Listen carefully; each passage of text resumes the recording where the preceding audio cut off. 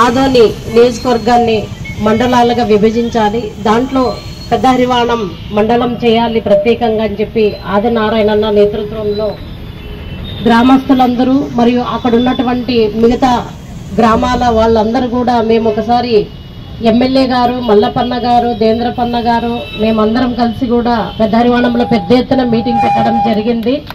ఆ రోజే నాంది ఈ మండలానికి అని చెప్పి, అదేవిధంగా దాంతోపాటు జిల్లా కూడా కావాలి. ఎందుకంటే మన ఆదోని నియోజకవర్గం మున్సిపాలిటీ ఏర్పడే దాదాపుగా 159 సంవత్సరాలు కావస్తుంది. ఈ 159 సంవత్సరాల్లో మన ఆదోని ఏ విధంగా డెవలప్మెంట్ అయ్యిందనేది ప్రతి ఒక్కరికి తెలిసి, ఎంతమంది నాయకులు పోయినా, ఎంతమంది నాయకులు వచ్చినా, ఎన్ని పార్టీలు పోయినా మన ఆదోని డెవలప్మెంట్ ఏ విధంగా ఉందనేది ఇక్కడ పుట్టి పెరిగిన వచ్చి స్థిరపడిన వాళ్ళకందరికీ బాగా తెలుసు. కాబట్టి ఆదోనిని జిల్లా చేస్తే తప్ప మన ఆదోని అభివృద్ధి కాదు అని ఏకైక లక్ష్యంతోన ఆదోని ప్రజలందరూ కూడా జిల్లా కావాలని చెప్పి కోరుకుంటున్నారు. కానీ నాకు తెలిసినంత వరకు ఉద్యమాలు అనేది మనం నాయకులము, కార్యకర్తలము ఎంత చేసినా అది లోటే అనిపిస్తుందేమో, తప్పుగా అనుకోవద్దండి. దీనికి ప్రజలు తోడవ్వాలి. ప్రజలు తోడైతే తప్ప, ప్రజా ఉద్యమం వస్తే తప్ప మనం ఆదోనిని జిల్లాగా తీసుకోలేమని చెప్పి ఈ సందర్భంగా నేను తెలియజేసుకుంటున్నాను. 2014-18 మధ్యలోన మేము చాలా సార్లు అధికారుల దగ్గర పోయినప్పుడు అక్కడ ఉన్నటువంటి ఒక అధికారి ఒకటే చెప్పాడు, అమ్మ రాయలసీమ ఎందుకు వెనుకబడి ఉంది అనేది నేను ఒక ఎగ్జాంపుల్ చెప్తాను. రాయలసీమలోన ప్రజలు వాళ్ళు ఏమి కావాలన్నా జస్ట్ నాయకుల దగ్గరికి పోతారు, ఒకసారి చెప్తారు, 2 సార్లు చెప్తారు, 3ఓసారి వదిలిపెడతారు. కానీ అదే కోస్తా ఆంధ్ర మిగతా ఏరియాలో అయితే నాయకులను తరిమి కొడతారు ప్రజలు, అప్పుడే వాళ్ళు అభివృద్ధిని సాధిస్తారు. కానీ రాయలసీమలోని ప్రజలు ఎందుకు ఇంత వెనుకబాటు తరంగా ఉన్నారని చెప్పి ఒక అధికారి ఆ రోజు నాకు చెప్పడం జరిగింది. కాబట్టి నేను మీడియా ముఖంగా ప్రజలకు, ఆదోని ప్రజలే కాకుండా ఎమ్మిగనూరు ప్రజలకు, అదేవిధంగా ఆలూరు ప్రజలకు, మంత్రాలయం ప్రజలకు, పత్తికొండ ప్రజలకు, ఎందుకంటే మనం ఇవన్నీ ఈ నియోజకవర్గాలన్నీ కలిపి ఒక జిల్లాగా అనుకుంటున్నాం కాబట్టి వాళ్ళందరికీ నేను అప్పీల్ చేస్తున్నాను. హృదయపూర్వకంగా నేను వాళ్ళకి అడుగుతున్నాను ఏంటంటే, దయచేసి మనం అందరం కలిసి కూడా జిల్లా అభివృద్ధి కావాలి, జిల్లా కావాలి. జిల్లా అయితేనే మన అంత పశ్చిమ ప్రాంతం అభివృద్ధి జరుగుతుందని ఏకైక లక్ష్యంతో ప్రజలు, అన్ని సామాజిక వర్గాల వాళ్ళు కదిలి రావాలి అని చెప్పి ఈ సందర్భంగా నేను తెలియజేసుకుంటున్నాను. ఈరోజు చూస్తున్నాం అన్న వాళ్ళందరూ భుజాల స్కంధాల పైన ఈ రోజు ఇంత పెద్ద బాధ్యతను వాళ్ళు మోస్తూ, కుంటుతూ, నడుస్తూ, పాకుతూ, అయినా కూడా వాళ్ళ పట్టుదలతో ఈ రోజు మన ఆదినారాయణను చూస్తున్నాం. దాదాపుగా 70-80 సంవత్సరాలు ఉంటుంది. అన్న ఎంత మొక్కువని దీక్షతో ఈ రోజు పెద్ద హరివాణం మండలం కావాలి, అదేవిధంగా జిల్లా కావాలి అని చెప్పి లక్ష్యంతో ఆయన ముందుకు పనిచేస్తున్నారు.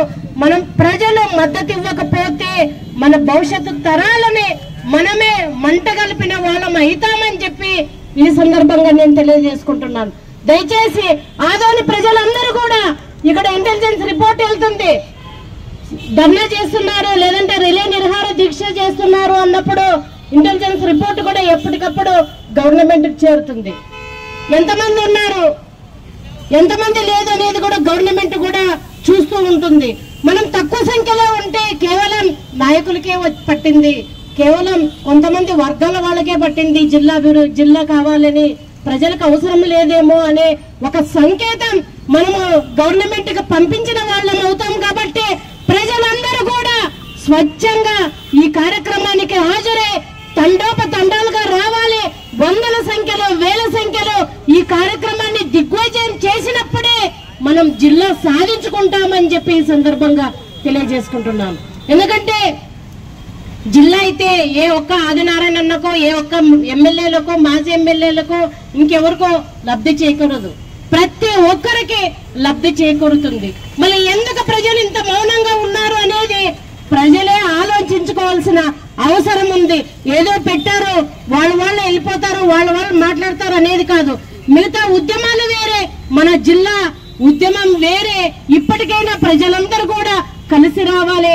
అదేవిధంగా మిగతా నియోజకవర్గాల ఎమ్మెల్యేలు, మాజీ ఎమ్మెల్యేలు, మిగతా ప్రజాప్రతినిధులు పార్టీలకు అతీతంగా ఈ జిల్లా కోసం మనమందరం కూడా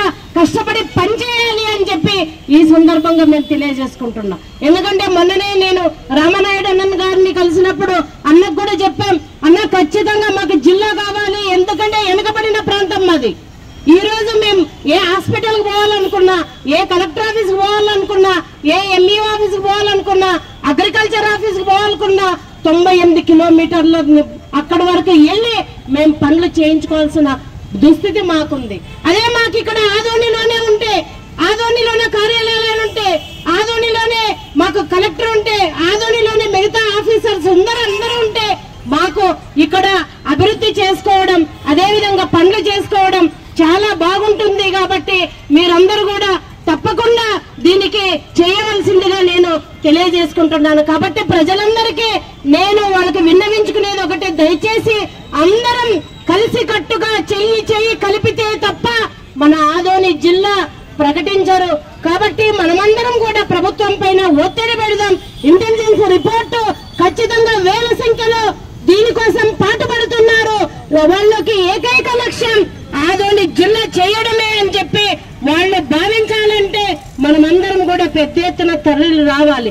ఈ రోజు పశ్చిమ ప్రాంతంలోన ఎడ్యుకేషన్ తీసుకోండి, అదేవిధంగా వ్యవసాయ రంగం తీసుకోండి, మిగతా అన్ని రకాలుగా ఈ రోజు మనం చాలా వెనుకబడి ఉన్నాం.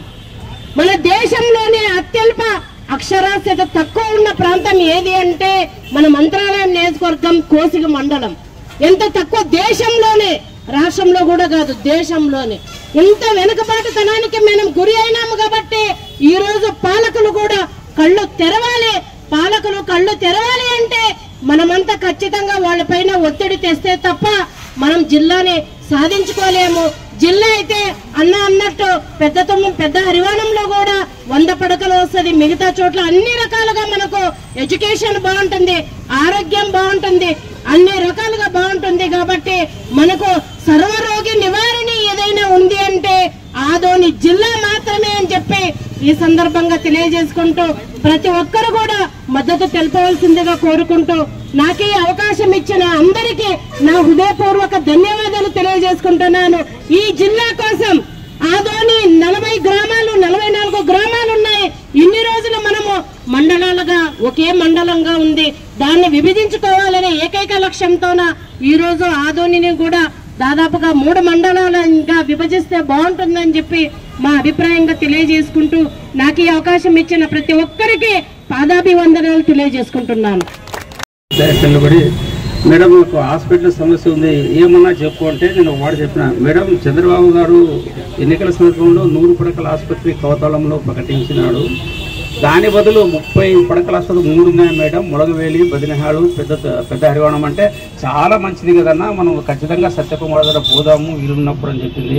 అంటే సమాధానం చెప్పి ఏదైనా సమస్య చెప్పినప్పుడు దాన్ని విశ్లేషించి సమాధానం చెప్పే మంచి గుణము కలిగిన కృష్ణమ్మను నేను అయితే ప్రత్యేకంగా అభినందిస్తున్నాను.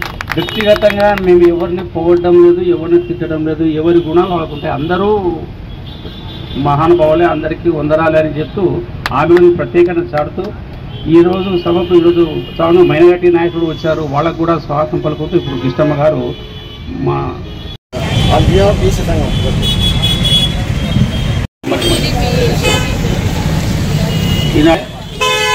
ప్రధాన ప్రతిపక్షమైనటువంటి వైఎస్ఆర్సీపీకి చెందిన శశికళ గారు వచ్చారు, ఇంతకు ముందే జనసేన వాళ్ళు వచ్చారు, అదేవిధంగా బీజేపీకి సంబంధించినటువంటి వీరేశప్పాచారి వచ్చారు, ఇప్పుడు తెలుగుదేశం వచ్చారు. అంటే కూటమిలో ఉన్నటువంటి 3 పార్టీల నాయకులు ఈ రోజు రావడం మాకు చాలా సంతోషంగా ఉంది. అంటే ఒక్కొక్కరు వచ్చారు కానీ ఈ రోజు మాత్రం కూటమి నాయకులకు సంబంధించినటువంటి అందరూ రావడం, అదేవిధంగా ప్రతిపక్షం శశికళ గారు రావడం, మరి బీఎస్పీ పార్టీ వారు ప్రత్యక్షంగా దీంట్లో పాల్గొనడం. అంటే ఈరోజు 5 రాజకీయ పార్టీలు దీనికి సంఘీభావం తెలపడం, అదేవిధంగా మన టీచర్ మిత్రులు రఘురామ్ గారు, అదేవిధంగా స్వామి గారు అందరూ వచ్చారు. మీరు కూడా స్వాగతం సార్, మీరు కూడా సంఘీభావం ధన్యవాదాలు. ఇక్కడ వచ్చినటువంటి ప్రతి ఒక్కరికి ధన్యవాదాలు. అదేవిధంగా ఈ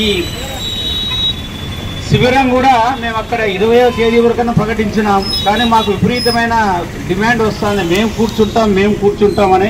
కాబట్టి దీన్ని 24వ తేదీ వరకు పొడిగిస్తున్నామని చెప్పేసి కూడా మీకు ప్రకటిస్తున్నాం. కాబట్టి 24వ తేదీ వరకు అవకాశాన్ని ఉపయోగించుకోవచ్చు. ఇప్పుడే సాయిబాబా గారు వచ్చారు, ఆయనకు కూడా స్వాగతం సుస్వాగతం. ఈనాటి మొదటి రోజు వచ్చినటువంటి దేవిశెట్టి ప్రకాష్ గారు కూడా ఇప్పుడు ఉన్నారు. వారు కూడా శిబిరంలోకి వస్తున్నారు. వారికి కూడా స్వాగతం. అంటే ఈరోజు వెంటనే ప్రకటించాలి పెద్ద హరివాణం మండలాన్ని, వెంటనే ప్రకటించాలి పెద్ద హరివాణం మండలాన్ని, వెంటనే సాధిద్దాం. పోరాడుదాం ఆదోని జిల్లా కోసం. యువకులు వస్తున్నారు. అదేవిధంగా ఈరోజు శిబిరానికి వస్తున్న కృష్ణ గారికి స్వాగతం సుస్వాగతం. మాజీ ఇన్ఛార్జ్ గారు చాలా సంతోషం సార్ మీరు రావడం. Madam please. అలాగే మన సంచెకూడు పక్కన ఉన్నటువంటి పడుగూరు గ్రామము, అలాగే ఎడవల్లి గ్రామము వాళ్ళు కూడా ఒకరోజు కూర్చోవాలని నేను దీక్ష కూర్చోవాలని ఆశిస్తున్నా. ఇక్కడే ఉన్నారు మా బజార్, ఇక్కడే ఉన్నాడు ఆయన కూడా ఒక రోజు. అందరికీ నమస్కారం. నేను ఆధునిక చైర్మన్ ఆర్యానాచారి. మా సంఘం తరఫున మేము కూడా ఈ దీక్షలో ఒకరోజు పాల్గొంటామని ప్రకటిస్తున్నాం. Thank you sir. Thank you.